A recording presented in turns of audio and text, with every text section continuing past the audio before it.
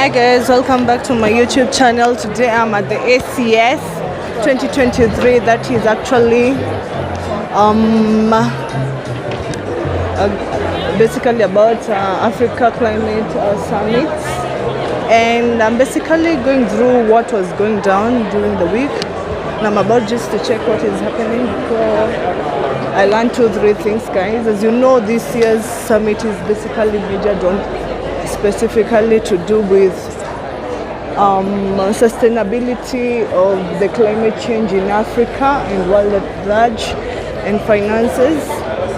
So now currently just checking out what we have in common. So we are a lot, and I'm about just to learn new things and all that. As you know, we are majoring more in going green. That is basically things to do with energy, reusable energy, in terms of electric, sustainability of energy, that is reusable energy through maybe wind power, solar power, and the likes. So guys, let's just join me and learn 2-3 things so before I go to the summit. So guys, let me just go outside and show you what is happening, and then I'll let you know basically what's up. So I'm here already at KICC, and basically this is what's going on. The Africa Summit. Today is the final day of the summit, so yes, guys, let's enjoy.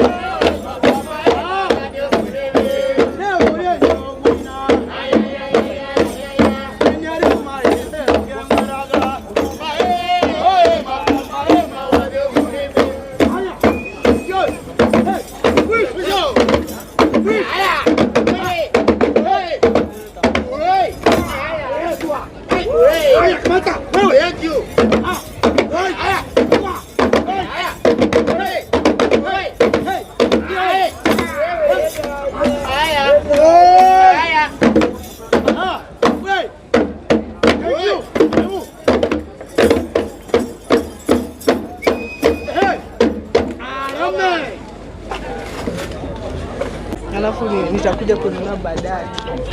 Unajiita nani? We are pure herbs. Pure herbs. Yes. Na deal na nini na nini? Hii ni hibiscus kama siko wrong. For joint. Ni natural. Sasa hii hibiscus unauzaje? 500. Hii kanini kamoja? Hapo ni kuonyesha kidogo. Sababu ndio siku ndio kitu.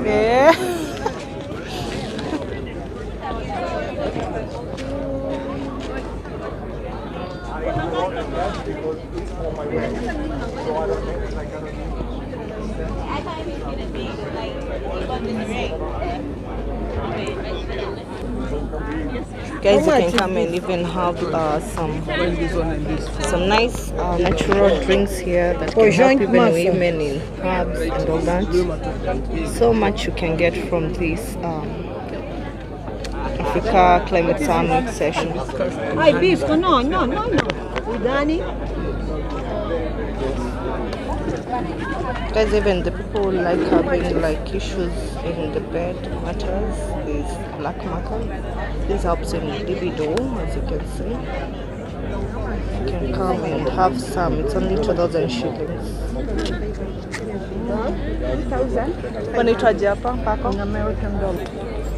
Guys, if you want pure herbs, they have them. There's a lot of pure shop for people who want to buy things for Kenya.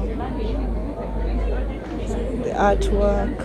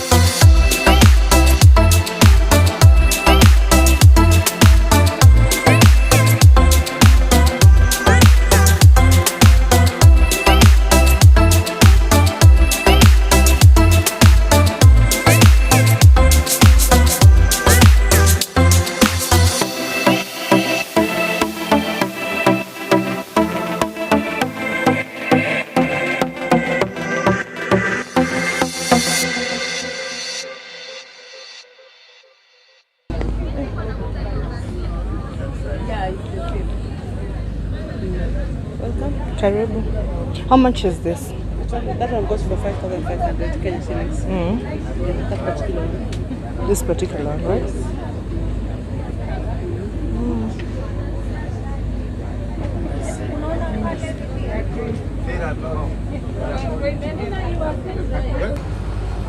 This is brass. Yeah, that's the brass. Can you wrap it up for me?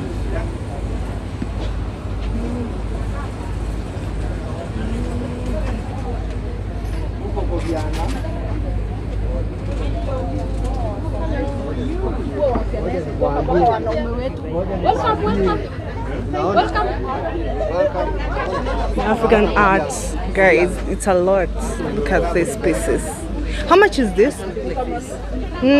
How much is this? This one goes for 3,800. 3,800. Yeah. Wow. And this one? Oh, same price. Same price? Yes. Guys, there's a lot of things to get spoiled in here. The African jewelries and the African shondos, guys. Get there.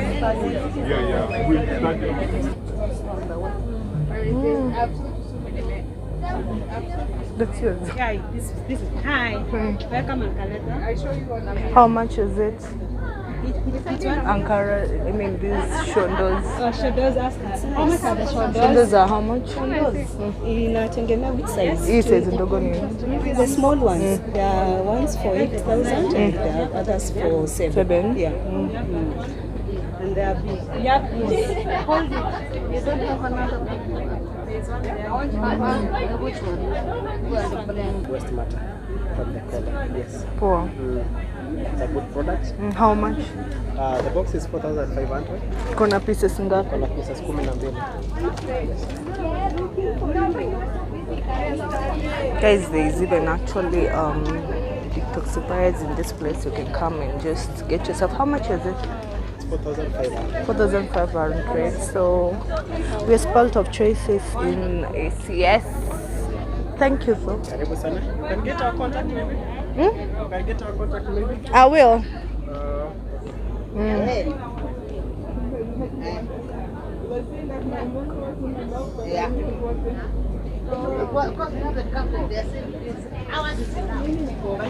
Oh my god, let's look at these pieces. Oh my god, the ponchos. A lot of batteries. Hi, how much is it? That one is 3,000. 3,000. Yes. And this one? That one is 4,500. As you can see, there's a lot of poncho around, a lot of beauty, artwork, crochet work. So you can come. Your shop is called? Nyangisoi and Nyangisori. Yeah. Nyangisori but this is is a my mom plug. who does the crochet, so I call her mama's crochet. So you can actually customize or something. Yes, whatever you want, she can do it. Alright. Yes. Tajiona mahali. And this is in form of decision making and access to resources. In most cases, women. For the case of Uganda and I guess most African countries, women are subjected to repressive gender norms and they are not able to make any decisions in regards to LLA,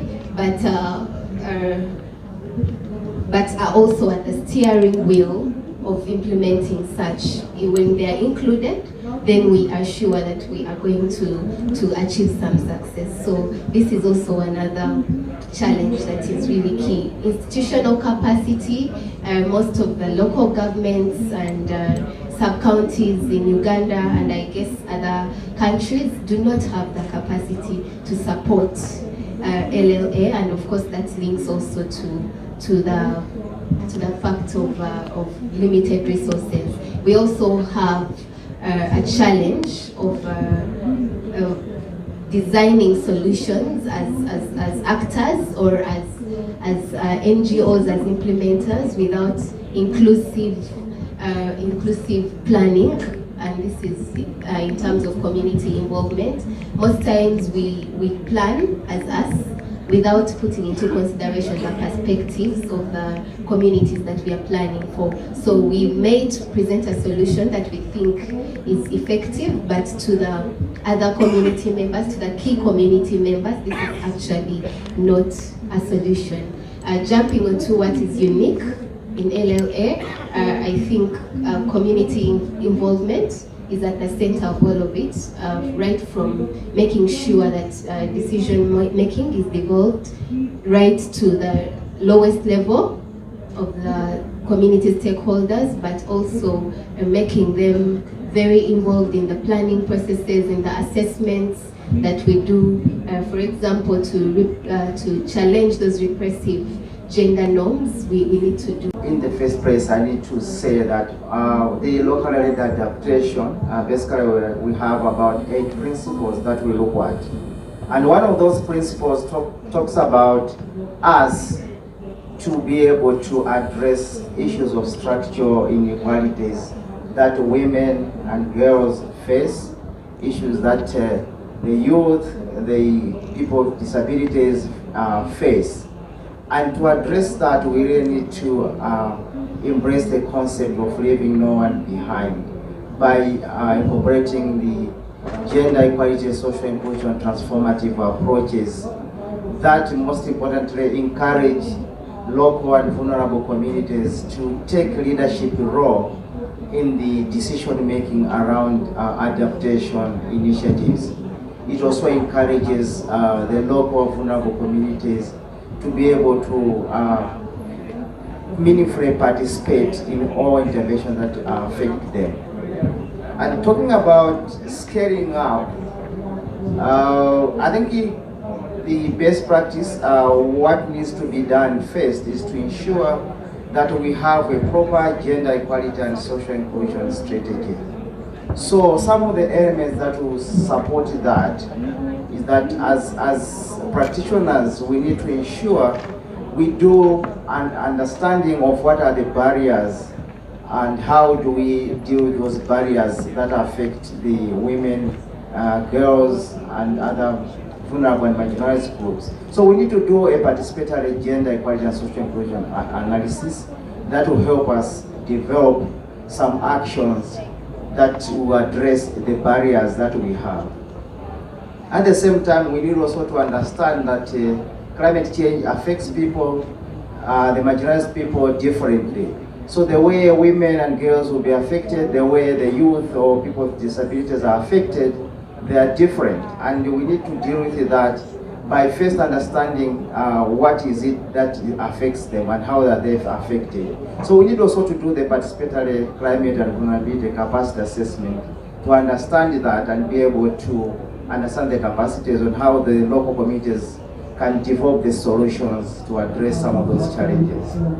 My colleague talked about decision making of the local communities. So if we are doing any investments around adaptation, one of the key things that we need also to consider in locally led adaptation is to ensure the vulnerable and marginalized groups are taking lead in the development of those projects or initiatives.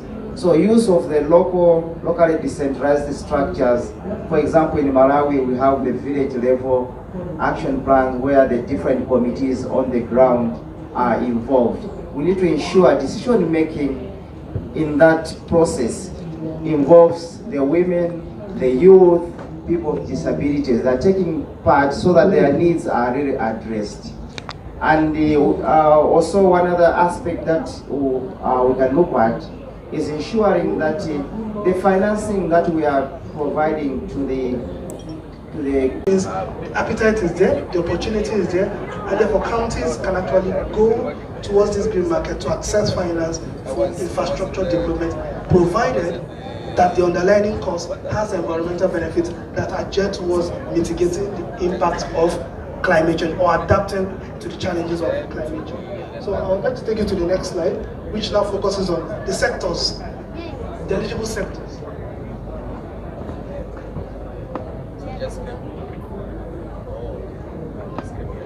So from a sectoral perspective, we have about 13 sectors where verification can actually occur at the moment. Those sectors include solar, wind, agriculture, geothermal, transport, water, marine, shipping, hydropower. What this means is that if you have specific projects across any of these 13 sectors, you're able to get assessed and appraised to be able to raise finance on the back of these your assets. So the good news is that these particular assets are what is key in Africa, is what the potentials in Africa exist for this particular sector. So these 13 sectors are where, in the course of our assessment, we found projects varying across the different countries along these 13 sectors. And I just want to give you a glimpse of what type of assets could potentially qualify to go through the green bond space for green financing. These are some of the assets that would qualify to be called a green assets.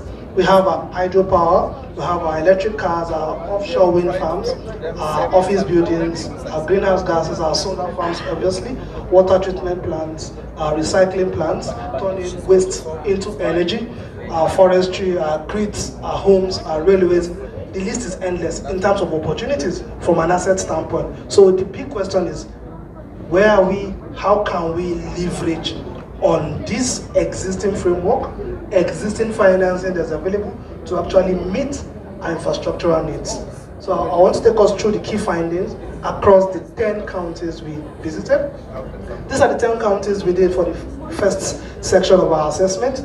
We have Nairobi, Makueni, Laikipia, Kisumu, Taita Taveta, Kirinyaga, Embu, Vihiga, Nandi, and Wajir. Those are the 10 counties we actually did this assessment starting Q4 of 2022. In all of these counties, we spent about 4 to 5 days in each of them. And what did we find out? Some are interesting findings. These are the sectors of interest where we saw potential assets that could be converted into green finance in the near future. Agriculture and livestock, water and sanitation, public infrastructure, waste management, energy, whether it's renewable energy in terms of wind, in terms of solar, in terms of hydro. We also saw healthcare, tourism, housing, forestry, natural resources, urban development, trade and industrialization. These are the sectors of interest that we felt, and based on our assessment, would qualify because the asset pool exists in these counties. What are those tensions? I mean, going through an assessment of this nature, it will be inevitable to talk about some of the challenges or some of the, we call them tensions we saw on the ground across the 10 counties. And these are not specific to any counties, but generic across the different counties. Before you begin to look at each one for each county, no, it's generic across the different counties. One of the key tensions we noticed was green asset ownership. Who owns these assets? The water bodies. Who owns the water bodies? The forest. There's a lot of contention. Some counties do not have an asset register, which means we cannot clearly state this asset belongs to us or belongs to another county. Some assets are actually shared across counties. So the big question is, who owns the asset? And in the green finance space, we need to understand who owns the asset or who owns the interest in those assets for us to be able to leverage those assets to raise finance. The next tension we found on ground was great ambition by the counties, but viability of the project. Some projects, I mean, we went across were not viable, but the counties had good ambition. So the question is to balance your big ambition vis-a-vis viability of the project. Another key tension.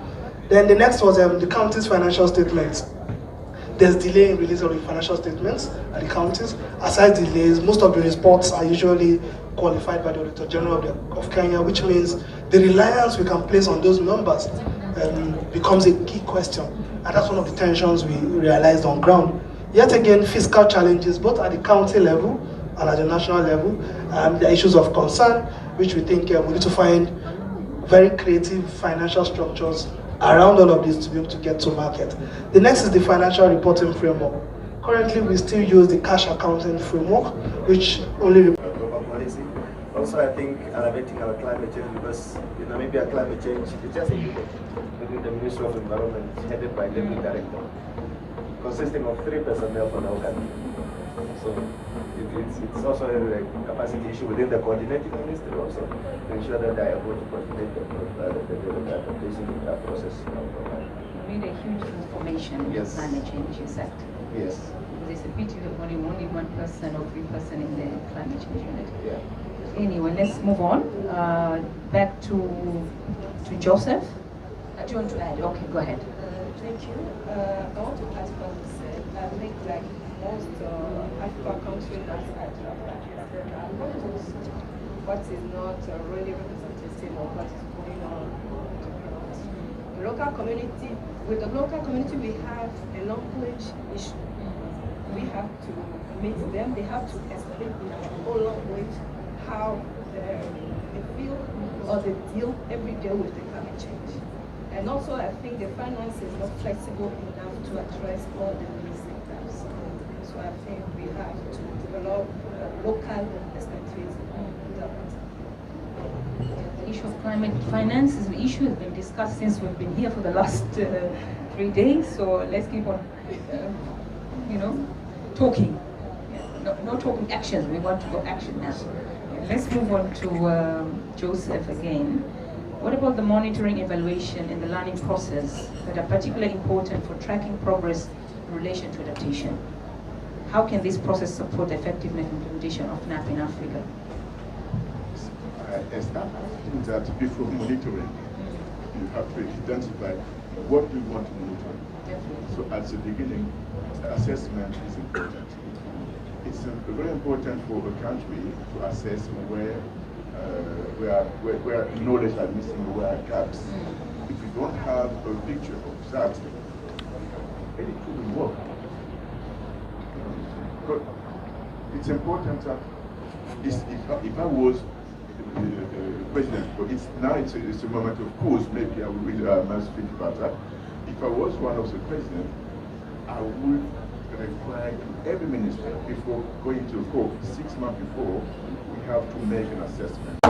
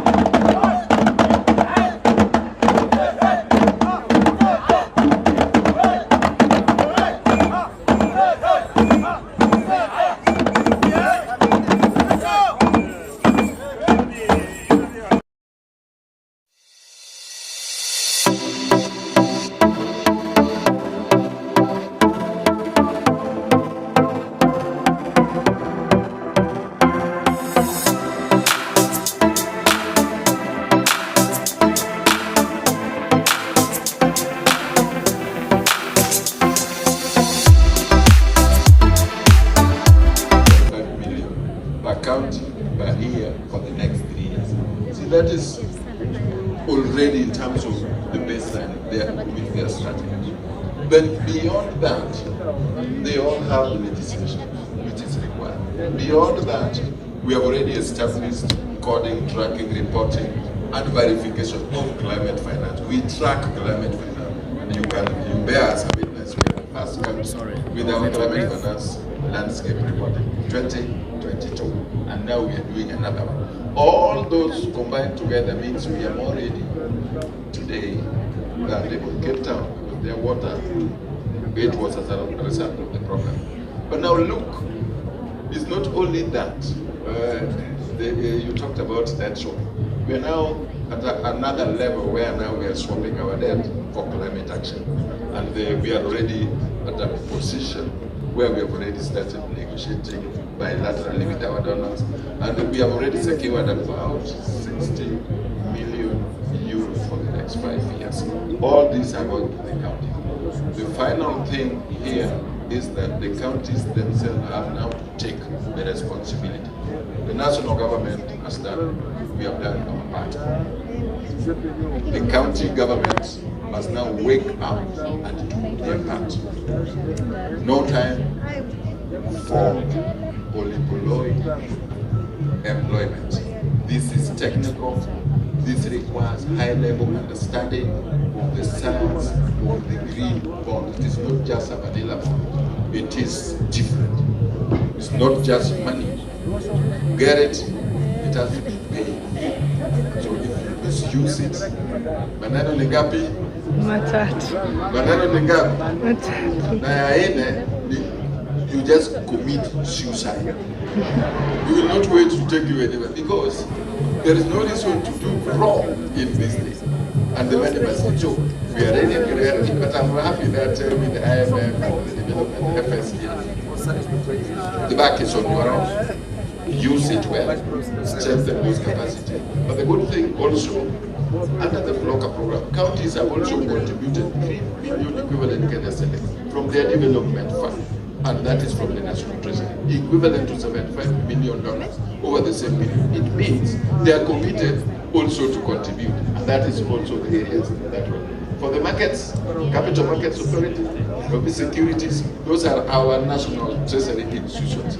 We are working together. And today we were with the central bank, the green bond taxonomy is almost done. What we needed, we issued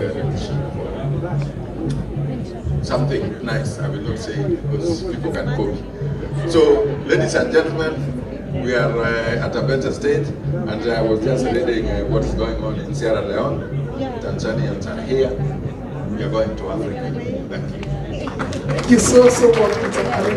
You heard from the horse's mouth. I dare not add anything he said already. So at this stage, what we would like to do is take a few questions. I know they are already signaling to us that we need to round up. So we just want to take 2 quick questions and we'll be done for today. If you have questions, please.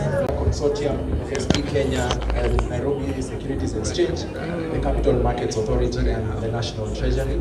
We really do appreciate the work that is going on, and as Nzete and the rest of the team have mentioned, in the near future, the full work will be done. There will be a launch. Please keep tabs on that. I am responsible for fsdkenya.org. Please visit that website and follow us on our social channels. So thank you and have a lovely day.